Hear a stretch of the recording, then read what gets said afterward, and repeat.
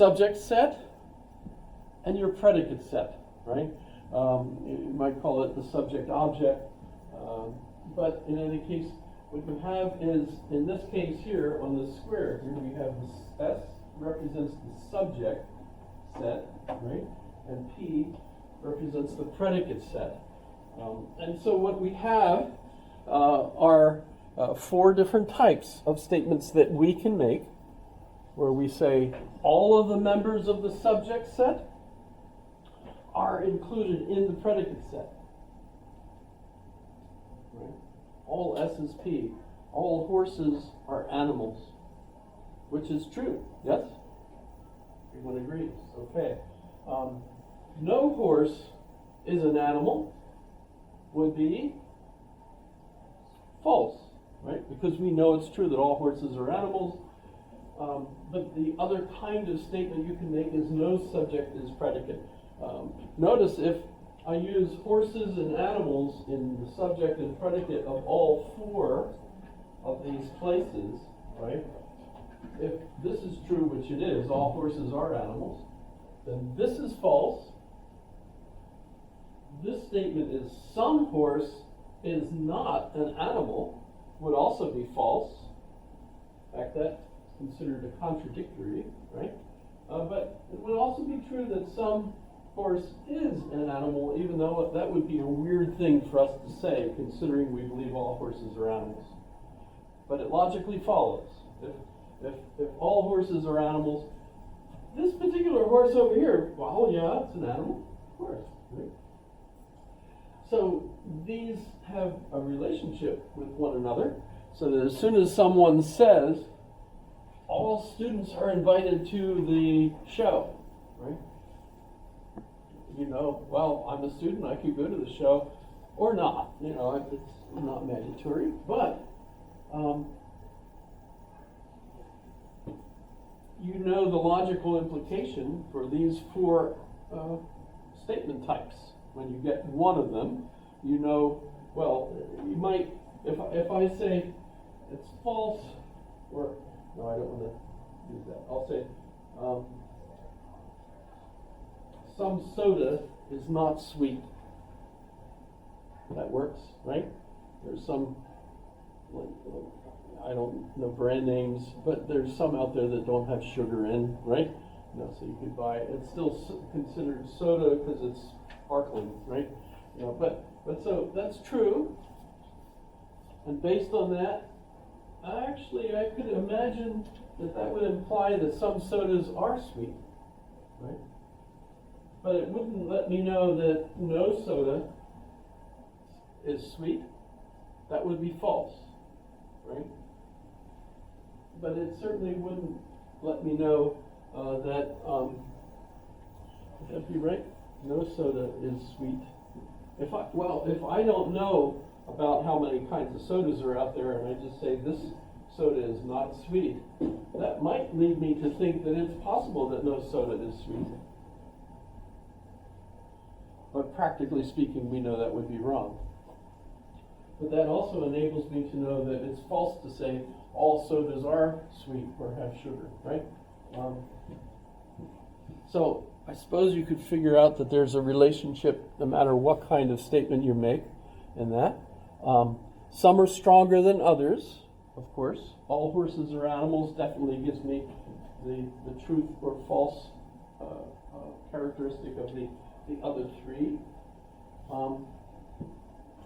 But and by the way, Aristotle is not trying to tell you this is the proper way to think. He's saying this is the way you do think, right? This is the way language works. He's using that categorical system to apply to language itself, right? You know, there are these parts of speech. When we go and look at Aristotle's works, let's see, easiest way to get to them. Let me go here, open the link. I'll go back up here, and I'm going to pick Aristotle.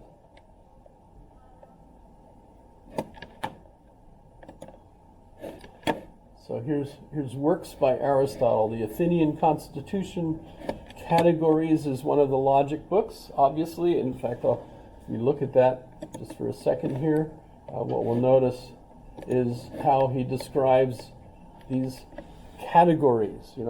By the way, Aristotle's works are not considered literature. They're boring as sin. Because they're so technical. It's just information after information after information. I highly recommend, if you check my notes and you see the links to the videos that the BBC did called Aristotle's Lagoon. It's fascinating. They do a great job. You know how the BBC does. They got some rotten Greek music in it, but still, if you could get past that and listen to the person describing Aristotle's studies of botany and fish and so on, it's fascinating because it also explains his approach to things, how he uses categories. But so here he's going to give you the categories of all the words that we use and their relationships univocally. They have the same name, etc. Parts of forms of speech, and so on. So literally, he's going to give you grammar, how grammar works, and that's, I don't think, something that I've seen done before anywhere. Maybe he learned that from a teacher, but he at least is one of the ones that gives us that right from the beginning. But you can see it's also very boring. Sorry about that, but it's worth knowing. So sorry to say, here's substance. What substance is? Everything has to have substance. In Plato, when we talk about Plato's theories, his model,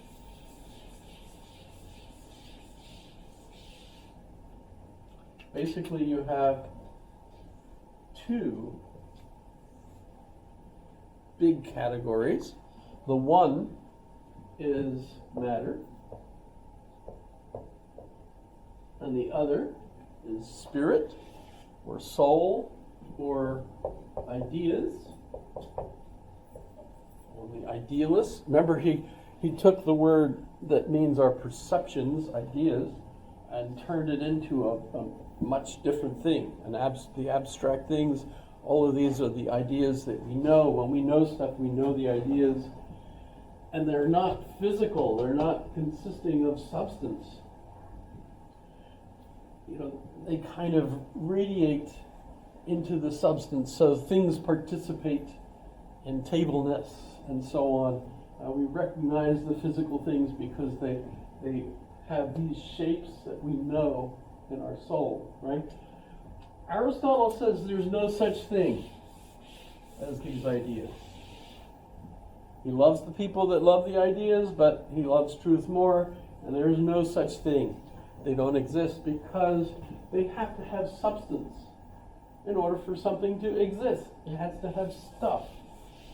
So we get a different model, and in his categories, you have to have, as a minimum, everything has to have matter, which is the substance of the thing.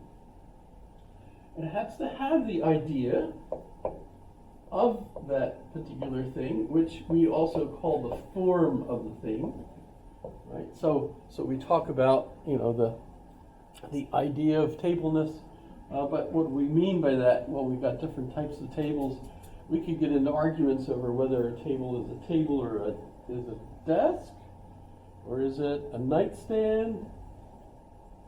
You might say they're all tables, but they have different forms. So for Plato, we really have to have different ideas of each of these things. But for Aristotle, everything has to have substance. Plus, it has two other characteristics. He calls the one the efficient, and these are called causes. So I have what he calls the material cause, the formal cause, because it's the shape of the thing. The efficient cause is how it got that way. Because everything is going through a process of change. So these tables didn't arrive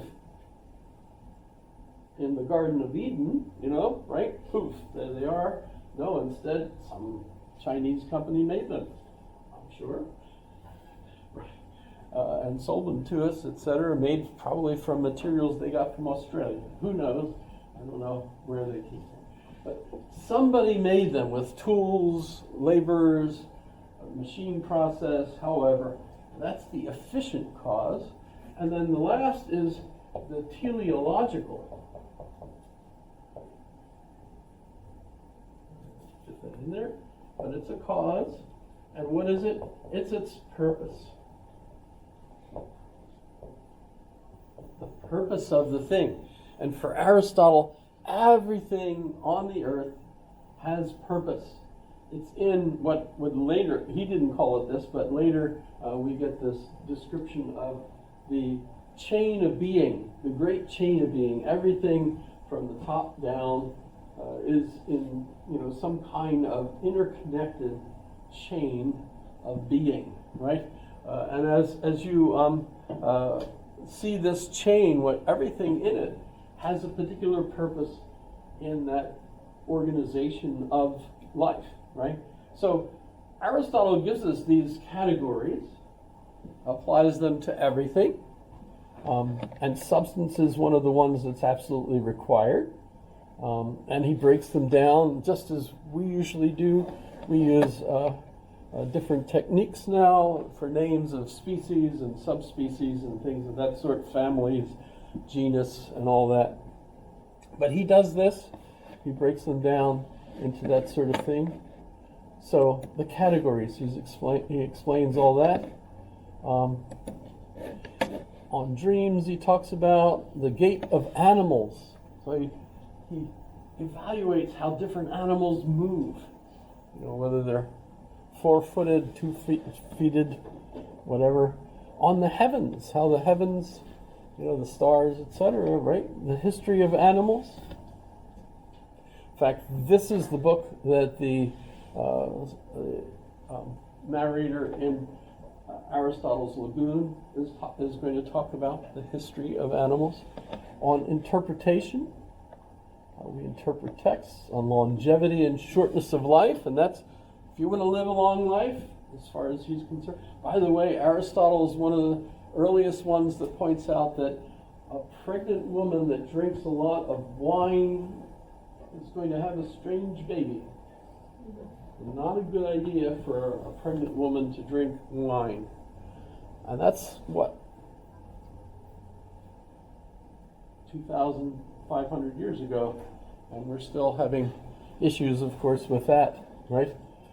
Heck, my mother, I know it, my mother told me that I was her first, and apparently I was a little restless as a fetus, although who knows, it was her first one, so what did she have to compare it with,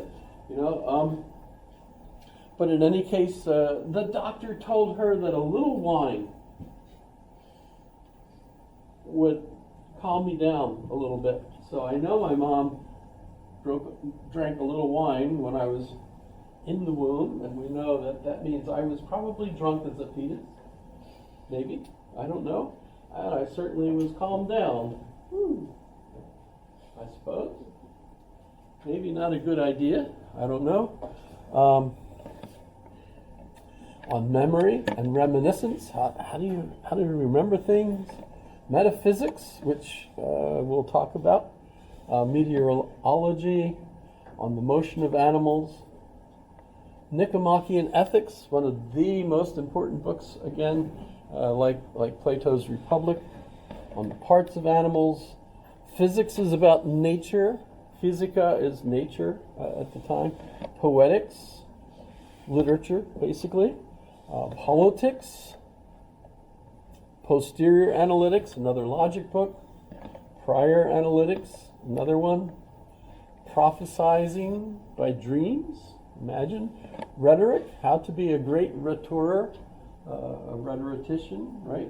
How to give great speeches and so on. You get the idea? He writes about every darn thing.